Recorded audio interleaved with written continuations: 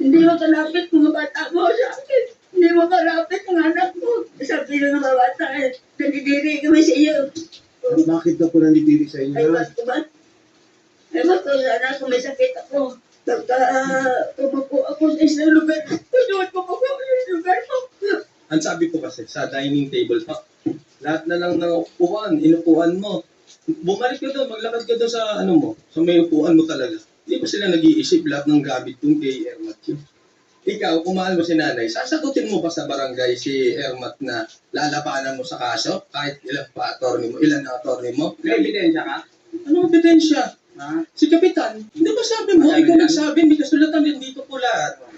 Mahiyaya naman kayo sa balat nyo, especially kung kayo may mga pamilyadong tao na, di ba, pag pinalayas ka ng nanay nyo, layas! May pamilya na kayo. Kung kayo minor de edad, pag pinalayas ka ni nanay nyo, pwede hindi kayo lumayas. Anong gagawin nyo? Wala kayong trabaho, wala kayong mapunta. Pero kung ang lalaki ng katawan ninyo, nasa tamang edad ba kayo, pinalayas ka ng nanay nyo, lumayas kayo, maghanap kayo ng trabaho. Magbalat ng Agree ako buto. dyan, sir. Yes! Agree ako dyan talaga. Correct! So Magbalat ngayon, ka ng pinalayas buto. ka ng nanay, lumayas ka! Oo. Kaya Mga tama ka sa akin, eh, ba't ka lumayas? Wala kasi trabaho eh, senator eh. Hindi nga yun eh, kahit wala kang trabaho, Oo. isipin mo, Pero puro ilang taon na sa akin si nanay, sir, wala kang trabaho since 2009, Sir, wala kang sir, trabaho. kung ano ba, pinalayas ka ng nanay, maghanap ka ng trabaho. Lumayas ka.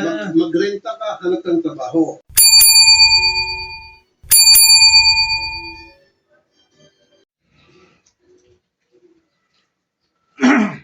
Ayan, mga viewers ko. Dito na pa ako. Welcome po kayo sa aking YouTube channel. Please subscribe, like, share, and comment dito sa aking YouTube channel. Maging ang mga OFW natin dyan, mga viewers ni Pugong Bihero, viewers ni Senator Rapi Tulfo, viewers ni Ivana Alawi, viewers ni Katekram, Kabisnes, Papalins TV, viewers ni Kuya Bal, atin natin Jack. Okay? Welcome po kayo sa aking YouTube channel, Randy Channel. Pag-subscribe, like, share, and comment dito sa aking YouTube channel. Okay? Lalo ng mga FW natin dyan. Saan man sila pa na naroon. Welcome po kayo sa aking YouTube channel. Subscribe, like, share, and comment. Hayaan nyo muna batiin ko ng magandang umaga, magandang tanghali, magandang gabi sa inyo lahat. Sana po nabuto yung kalagayan at palayo sa karamdaman. Okay? Tuloy tayo mga viewers ko. Itong upload video ko, ito, magbibigay ako reaction, video, comment. Dito sa, ano to, yung aking comment, dada ko sa video, para naman mapanood ninyo. Hindi lang yung babasahin lang sa comment section. Meron ako kasi napanood na upload video ni Senator Rapi Tulfo. Matagal na to mga viewers ko. Pero nagustuhan ko siya. Bakit ko nagustuhan mga viewers ko? Mamaya papakita ko sa inyo kung bakit ko siya nagustuhan. Kasi na-miss ko yung aking nanay, yung aking magulang nung nabubuhay pa sila. Talagang masaya mga viewers ko. Para sa akin, dahil naalala ko yung aking magulang, yung nanay ko nung nabubuhay pa. Pero dito, sa nakita kong video na to, ay magbibigay ako ng reaction kasi dito sa napod kong video upload dito sa upload ni Senator Rapi Tulfo sa kanyang programa sa RTIA. Shoutout sa Senator Rapi Tulfo. Pahingi lang po ng kumuha ako ng video clip sa upload mo. Sana po, huwag po kayo magalit para magkaroon lang ako ng motivation. Ipakita ko lang yung aking reaction, comment dito sa upload video mo patungkol sa isang magulang. Humingi lang po ako ng konting ano to. At marami naman ako napapanood sa video upload ni Senator Rapi Tulfo pero hindi ko masyadong, ibig sabihin, hindi ko pa masyadong na-reactionan dahil mas gusto ko to. Ito ay paalala sa mga anak, lalo-lalo na kung matanda na yung kailang mga magulang, ay talagang mahalin nila yung kailang mga magulang habang nabubuhay pa. Kasi nag-iisa lang sa buong mundo ang magulang natin. So, naalala ko lang kasi ang aking magulang nung nabubuhay pa. Ano kami magkakapatid, mga viewers ko? Sobrang mahal namin ang aming magulang. Lalo-lalo ang nanay namin. Minsan nagkakaroon kami ng hindi pagkakaunawan ng aking mga kapatid, pero napapagsabihan ko patungkol pagdating sa magulang ko. Napapagsabihan ko sila na mahalin natin ang nanay natin, alagaan kung kailangan dahil matanda na siya at huwag niyong pababayaan. Kung may mga pangangailangan man, magsabi lang kayo sa akin at yun naman ginawa ko rin. Kahit paano, sa awa ng Diyos. At naintindihan naman ako ng aking magulang nung nabubuhay pa. Nakita niya kung gaano ko siya kamahal. Mga viewers ko. Pero dito, may napod ko siya ako dito. Balik tayo kasi na to Rapi Tulfo. Dito kasi, sa napod ko, may isang anak na ang kanyang magulang ay talagang pinagsasabihan niya na hindi magaganda. Hindi magaganda, andyan yung sinasabihan daw na pinandidirihan siya. Tapos pati mga anak, nitong anak niya, sa mansalita, yung mga apo, pinandidirihan. Mga viewers. So, masakit sa akin bilang viewers na napanood ko ito. Habang pinanood ko, napapaluha ako habang umiiyak si nanay. Ba't ganon? Tapos, tong anak, ay talaga nagmamatigas. Pero, bandang huli, mga viewers ko, lumambot din dahil nakarating kay Senator Rapi Tulfo. Yung sumbong ng kapatid at sinama si nanay, mga viewers ko. Kumuha ako ng video clip, mga viewers ko. Sana magustuhan nyo. Pinanood yung aking video clip. Maliksi lang naman kinuha akong video clip para meron akong motivation. May pakita ko lang yung sinasabi ko na napanood ko kay Senator Rapi Tulfo. Di ba? Para may basehan ako na ito, nanood nga ito kay Senator Rapi Tulfo. Kaya gumawa ako ng video clip. At napakaganda ang ginawa ni Senator Rapi Tulfo dito, mga viewers. Napakaganda. Lahat naman ang ginagawa ni Senator Rapi Tulfo kasi alam niyo naman, lahat ng problema, mapamilya, mapabarangay, lahat. Di masabi, sa anak, pinabayan yung anak, sa magulang, mga bata pa, iniwan ng magulang, mga ganon. So marami. Ang lahat ng ito ay nasusolusyonan ni Senator Rapi Tulfo. Kaya dito ako bilog kay Senator Rapi Tulfo. Napapagbati niya. Kung hindi talaga, wala na talaga, ay tinutulungan niya ito, mga viewers ko. Sa abot ng kanyang makakaya. Ito, mga viewers ko, papakita ko sa inyo, isang anak na matigas talaga, napakatigas nito, at yung nanay sumurinder hanggang sa umalis yung nanay sa pamamahay niya, sarili niyang pamamahay. Imbis ang lumayas ay yung anak, yung nanay ang umalis sa kanyang bahay. Pero, kalaunay, na magsumula kay Senator Rapi Tulfo, nakabalik din si nanay. Ito kayo, kumuha ko ng video clip, mga viewers ko, panoorin natin. Kayo na humusya ko ano masabi niyo. Okay? Palala ko lang ulit, mga viewers ko. Kung di pa kayo nakapang-subscribe sa aking YouTube channel, please subscribe, like, share, and comment. Okay? Subscribe lang po kayo, lalo na yung mga viewers ni Senator Rapi Tulfo. Ito, panoorin natin, mga viewers ko. Pera pa ako nun. 10,000. Outlet nila na yun. Yung makipagbandi sa mga kapitbahay. Okay, magsugal, baraho, madyo. Sir, kung yun ay para outlet lang niya, para meron siyang ginagawa kaysa nakaratis sa kama 24/7, ayagan nyo na. Buti sana kung yung sinusugal niyang pera, kung yun ay baril-baril lang, katuwaan lang, kung papiso-piso, so what? Yung iba nga nagmamadyong, by the thousands, hundreds, mga Chinese na matatanda, pinapapaya ng anak nila. Kasi, ano yan, pangtulong na para wala sa dementia, or if I'm using the right word, para mapahaba yung kanyang buhay na bago siya magkaroon ng dementia. Gamot po yun, yung mga, Okay. you have to have something that pang-dibang. Socialization, sir, walang problema. Pero kung magsusugal, alam naman natin yan sa batas. Pagka nagsugal, hindi ka gambling yan. Sir, pulis ka ba? Hindi naman Ano sabi ng illegal gambling pulis para mangutong? sa batas, walang senior, walang ano, basta may perang involved. Naintindihan ko siya. Pero kung sir, kung sa loob ng bahay at sila'y nagtutong, it's at nagpuportiwan at ang pustahan lang ay piso-piso, sabihin mo sa akin yung pulis na manghuli sa kanya, papakpakan ko dito. At tatanggal ko pa. Kasi ang dami mga krimen dyan, nagaganap mga holdapan, snatchan, rape, bukbuhan, what have you. Tapos ito mga senior na tatay ng piso-piso lang para makapag-funding sa isa't isa, huliin nyo. Heck no, si Pai, ito pa yung pulis na yun. Depende na lang po. Kasi sir, kami talaga, kapos na rin kami sa pera. Kaya gan. Tapos kayo ng pera, Oo. paano po naging pabigat si nanay? Anong kasalanan ni nanay kung kinakapos kayo sa pera? Buti nga, nandiyan kayo sa bahay niya, libre. Lahat naman po yan eh. Hindi ba nakakatulong yung bahay ni nanay, libre kayo sa renta, gagamitin ko yung kapos kay sa pera. So do not ever use that word kapos kay sa pera para mainit ang ulo nyo kay nanay. Maliban na lang kung kayo nagpapakain kay nanay, pera nyo. Ganun nga siguro sir na basta ako sir, ginawa ko na lahat. Pareho tayo ni nanay. Pareho din tayo nanay kung matanda rin. Nanay ko is 97 years old. And mahal na mahal ko nanay. Kami lahat, kapatid mahal na mahal namin nanay namin. Pero base po sa akin, interview sa inyo ngayon, lumilitaw na wala kayong amor sa nanay ninyo. Parang meron kayong gusto lamang sa kanya. At yung gusto niyo lamang sa kanya para siya yung maalagaan ninyo is material. So therefore, sir, kung hindi kayo magkakasundo, ikaw mag-giveaway. Kayo po, na misis mo, ang umalis na lang doon, hayaan niya na si nanay nandyan, at kukuha na lang si nanay ng caregiver niya para mag-alaga sa kanya. Ganun na lang. Para kami magkakapatid pa, sir. Yung nanay ko may sariling bahay. Tapos kaming magkapatid, nag-ambag-ambag, kinuna namin ng caregiver. Walang problema. Base ron sa huling namin sa barangay, kung titingnan nyo naman pinirmahan ko, ang nanay ko, kapag umuwi yan, welcome na kasi siya may-ari talaga niyan eh. Mga kapatid ko, welcome yan eh. Wala ako kung karapatan na pigilan sila. Ang kapatid ko kasi talagang may problemang personal na kami yan. Ginagamit lang niya yung nanay ko. Ganun lang eh. Kasi pamilya, ayusin natin. Siyempre, pinag-uusapan lang natin dito. Kung ako nga po nakagawa ng paraan para inalisan ko yan eh. Kaya ang sabi sa akin ng isang attorney, ba't iniwan yung nanay niyo? Sabi ko, ikaw ba naman patayan ng ilaw?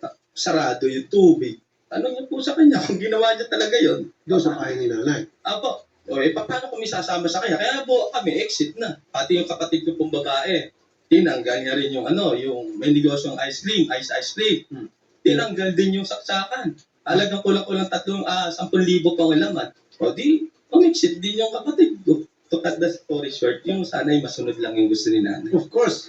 Ay, pagkatapos sa lahat ng mga siguro 1 year ago, di ba nagbabatayan na tayo na ganito, ganyan, okay na. Hindi ko nga akalain na pupunta na naman kayo rito. Last time pa nga, ako pa nga kumuha ng sir, yung pamigay sa amin ng congressman na medical assistance sa mga matatanda. Natuloy ka bukuan niya, anak kayo, malakas kayo, nakikita ka, libre ka ng sarenta.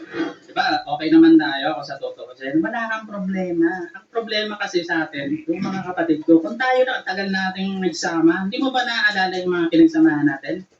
Ha? Hindi ako sinabi.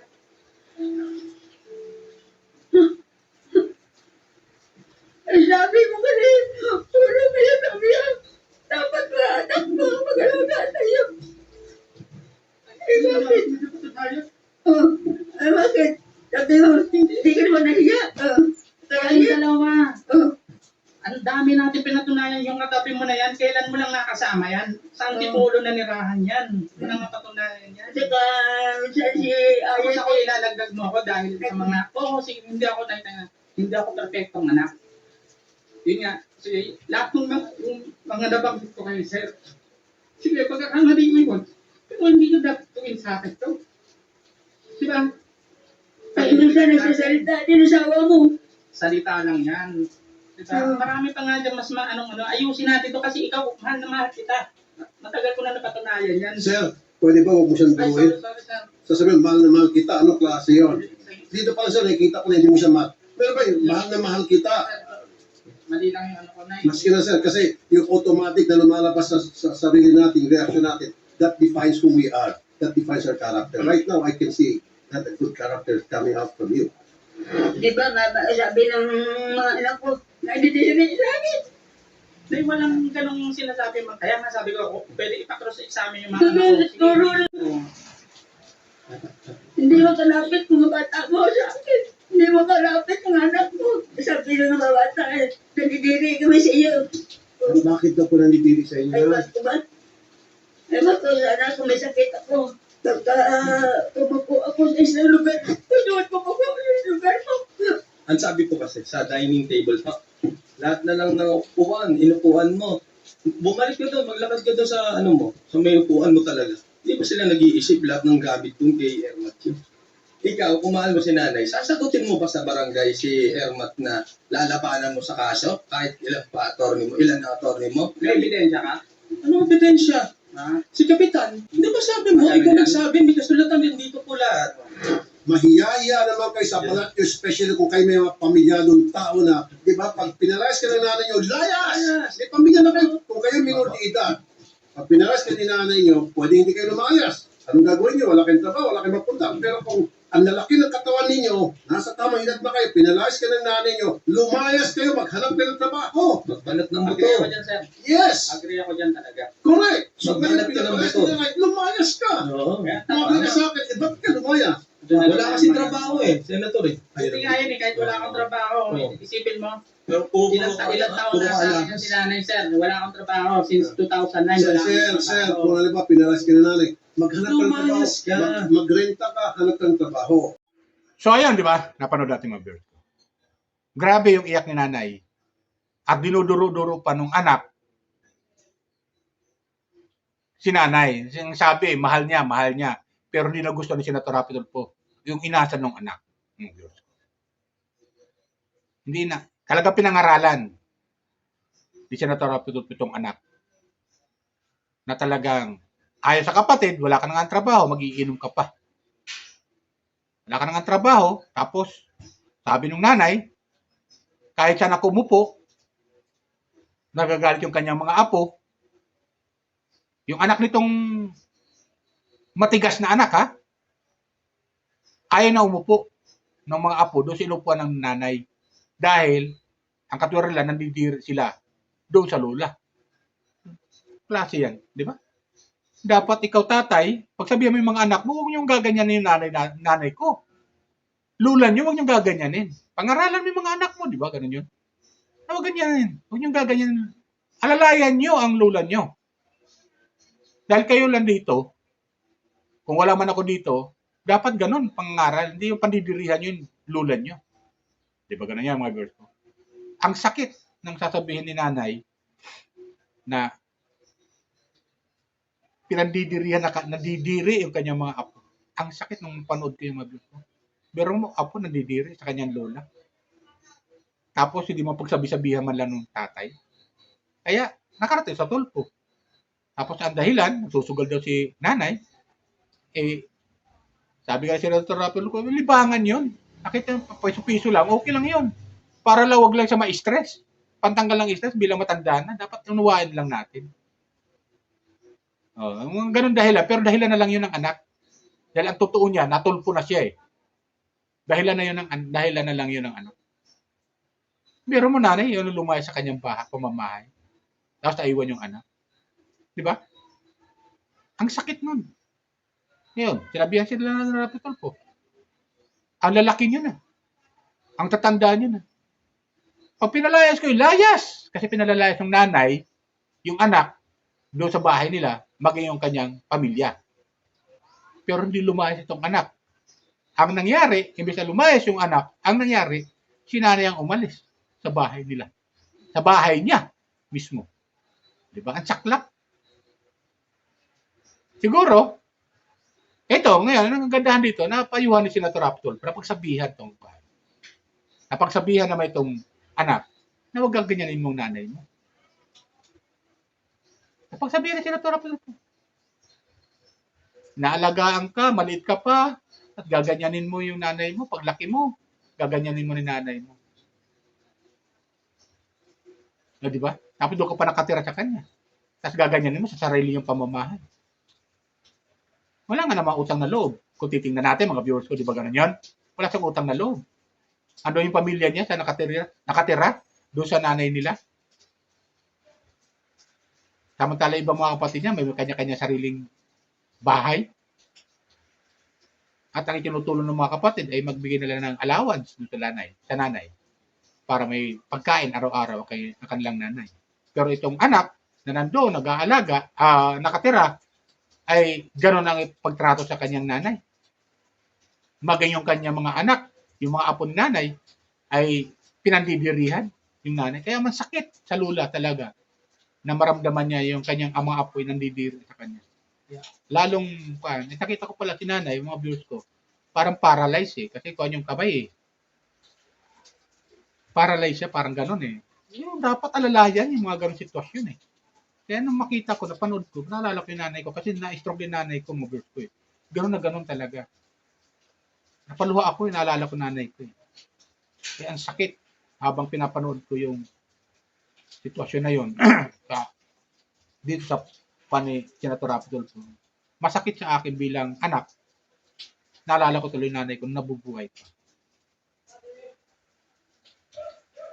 Pero ganun pa naman, nalagaan namin yun. Kasi may mga nakatira doon sa bahay namin na ang mga kapatid ko nakatira doon. Minsan nagkakasilusan na nga eh. Kasi doon sa bahay namin, ilan silang pamilya? 2. Di ba? Tapos plus nanay ko. Sabi ko, okay, mag-aaway-away dito. Nabihan ko bilang panganay, kasi may sarili naman akong bahay, nung sabihan ko yung mga kapatid ko, okay, mag-aaway-away. Pagkos, alagaan yung nanay natin. At nagawa naman nila yon. Sa awa ng Diyos, hanggang sa nawala ngayon nanay namin. Inatake ulit na another stroke, hindi na kinaya. Nung atakihin ulit.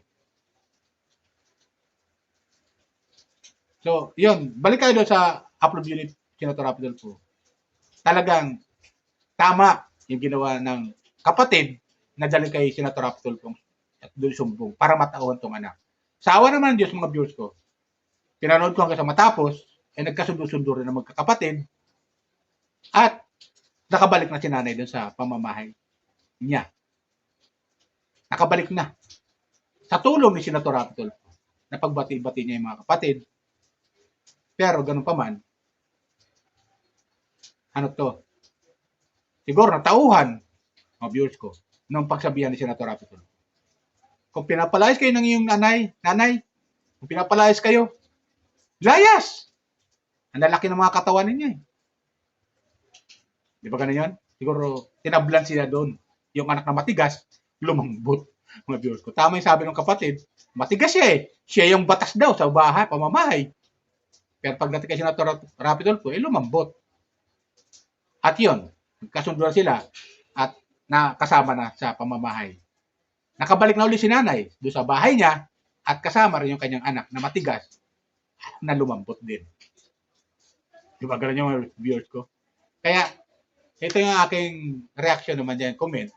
Sana, habang nabubuhay ang ating mga magulang, huwag natin silang pabayaan. Bagkus alagaan natin sila. Pag ito'y nawala na, iiyak-iyak ka, hindi ka na maririnig. No? Kahit anong iyak ang gawin mo, hindi ka na maririnig. No? Kung ano na ramdaman mo. Kaya hanggat nabubuhay, alagaan mo siya, alagaan natin, huwag natin silang pabayaan, hanggang sa huling hininga ng kanilang buhay dito sa mundo. Mahalin natin sila habang nabubuhay. So yan lang sa atin. Lalo yung mga apo, huwag nila pababayaan ng lula nila. Bagkus alagaan nila. Kasi darating ang araw, mangyayari sa kanila yan. Mangyayari sa kanila yan. Pag napabayaan ng kanilang lola, pagdating ng araw na sila naman ang magkaroon ng pamilya at maging lola na rin sila, gagawin sa kanila ng kailangang mga apo. So wag ganon, hindi maganda. Hindi maganda. Bagkus, suklian natin ang pagmamahal, pagtrato ng maayos para ang ating magulang ay maging masaya hanggang siya ay nabubuhay. Habang siya ay nabubuhay. Di ba ganun yun? Kaya nakakatuwa ang episode ni Senator Rapi Tulfo na yun. Napanood ko. Grabe yung luha. Habang ako pinanonood ko yung mabilis ko, inaamin ko. Grabe yung luha ang lumabas talaga sa aking mga mata habang pinapanood. Kaya sa akin mabilis ko, sana nagustuhan nyo yung aking comment reaction sa video patungkol doon sa upload video ni Senator Rapi Tulfo. Shoutout sa'yo, Senator Rapi Tulfo. Maraming salamat sa pagtulong mo sa mga kababayan natin na nangangailangan ng tulong. At nandiyan kayo handang tumulong sa mga taong inaapi, mga inaagrabyado, sa mga taong nawawalan ng pag-asa at nabibigyan mo sila ng pag-asa. Sa mga taong magpapamilya hindi nagkakasundo, napapagkakasundo mo sila. At kung hindi mo magkasundo, hinahatiran mo binibigyan mo ng tulong, pagmamahal yung mga naaagrabyado. Both side. So, ganun mga beard ko. Yun lang sa akin. Shoutout ulit. Senator Rapi Tulfo, Pugo Viajeros. Ito mga hinahangaan ko masabi natin kasi mga charity na ito, mga viewers ko, mga charity vlogger na ito Mga charity na ito Senator Rapi Tulfo, Pugo Viajeros, Kuya Bal, Kuya Linga Prab. Iba na Alawi. Si Iba na Alawi. Dito, nagpa-prank siya pero tumutulong siya. Iba yung klase ng style niya. Nagpa-prank siya pero tinutulungan niya yung pinaprank niya. Mga viewers ko. So, ganun. Yan, Katekram. Yan. Papa Dins TV. Yan. Shoutout sa inyo lahat. Mga nabigkas o mga charity vlogger. Sa muli, mga susunod kong upload video patungkol kay Senator Rapi. Kasi may mga lumalabas sa YouTube ngayon, mga viewers ko, yung mga paninira na naman kay Senator Rapi Tulfo. Pero hindi ko pinapansin yun, yung paninira. Paninira lang yun. Gusto lang hatakin pababa si Senator Rapi Tulfo. Ewan ko anong gusto lang palabasin. Yeah? Comment lang kayo, mga viewers ko, kung ano gusto nyo aking comment. Reaction sa video patungkol doon sa upload video ni Senator Rapi Tulfo. Okay? Yun lang po. Bye. Ingat po tayo lagi. Pagpalan pa tayo ng pumikot.